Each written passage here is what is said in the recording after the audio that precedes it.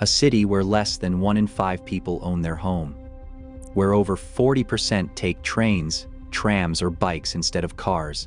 And sprawling lawns give way to dense, walkable blocks. Berlin's entire urban logic, born from war, division, and centralized planning, stands in open defiance of everything most US cities are built on. So, why did two worlds, facing the same century, build cities that function as opposites? The answer starts in the very bones of Berlin's streets. A single block in Berlin contains the logic that shapes the entire city. Most perimeter blocks here stretch just about 120 meters, short enough to cross in 2 minutes, and tight enough to keep every shop, bakery, and apartment entrance within easy reach. The ground floor is rarely empty. Cafes, bookstores, and corner groceries line the street, while apartments stack above, often with a leafy courtyard tucked inside. Instead of front lawns or driveways, the sidewalk meets the building's edge. Parking barely registers. Less than 10% of the block's footprint is given over to cars, mostly tucked behind or underground. This structure is not accidental. Short block lengths mean more corners, more storefronts, and more chances to bump into neighbors. The rhythm of entrances and shop windows draws people out, turning the sidewalk into a social space from morning until late. Mixed-use zoning allows a doctor's office, a bakery, and dozens of homes to share the same address. The courtyard at the block's heart offers quiet green space, shielded from traffic, while the street outside stays alive with movement. Where American suburbs stretch into cul-de-sacs and wide setbacks, Berlin's perimeter block repeats, linking neighborhoods into a continuous web. Every block is a small world, but none is isolated. This form, multiplied across the city, makes walking, biking, and public transit not just possible, but natural. The physical layout itself protects Berlin's street life, layer by layer, shop by shop, entrance by entrance. In 1945, Berlin was a city of ruins.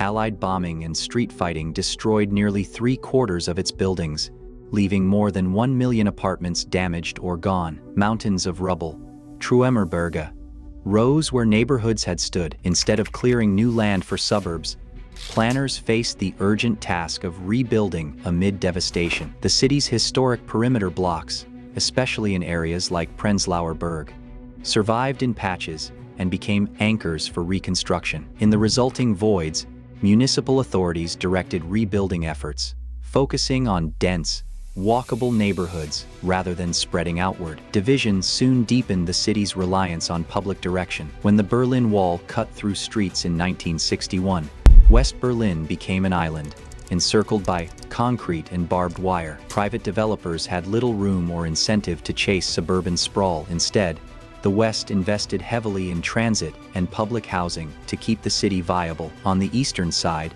the state responded to severe shortages by assembling entire districts from prefabricated concrete slabs called Plattenbau. Estates like Marzahn and Hellersdorf rose quickly, providing hundreds of thousands of apartments and locking in high-density living. Both halves of Berlin depended on centralized planning and large-scale public housing. The result was a city where renting remained the norm, and where the shape of daily life was drawn not by the market, but by policy and necessity.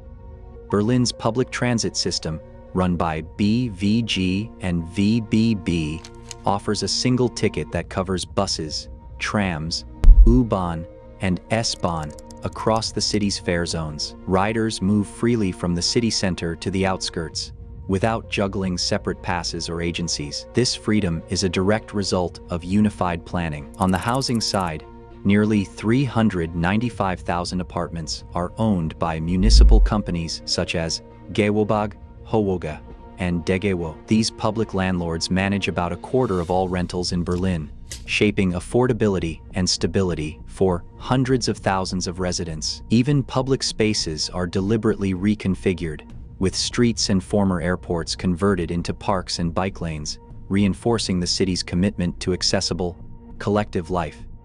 Nearly half of Berlin's households live without a car. The city's daily rhythm depends on trains, trams, bikes, and walking. 40% of all trips happen on public transit alone, In most large US cities, that number never cracks 5%. The difference is structural, not just cultural. Berlin's neighborhoods are built for short trips and easy transfers. American zoning locks 75% of metropolitan land into single-family homes, often far from shops and transit stops. In Berlin, getting groceries or meeting friends rarely requires a car. In the US, daily life is shaped by distance, driveways, and the expectation of parking everywhere you go. Berlin's renter-first system now faces its toughest test. In 2021, Germany's constitutional court struck down the city's rent cap, known as the Mietendeckel, leaving 1.5 million units exposed to sudden rent hikes. Landlords moved quickly, and average rents jumped by 50% over the past decade, with the sharpest increases after the cap's defeat. As affordability slipped away, tenant activists pushed back. That September, nearly 60% of Berliners voted in a referendum to expropriate more than 240,000 apartments from corporate landlords. The vote was non-binding, but it sent a clear, uncompromising message. Meanwhile, the city's housing stock faces another pressure. Short-term rentals, around 50,000 apartments now circulate on platforms like Airbnb, shrinking the long-term supply and fueling gentrification in neighborhoods once known for stability and diversity. Berlin proves cities can choose density, transit, and renting over sprawl. As housing crises deepen worldwide, Berlin's model stands as a living challenge and an unanswered question about the future of cities. Share your thoughts below.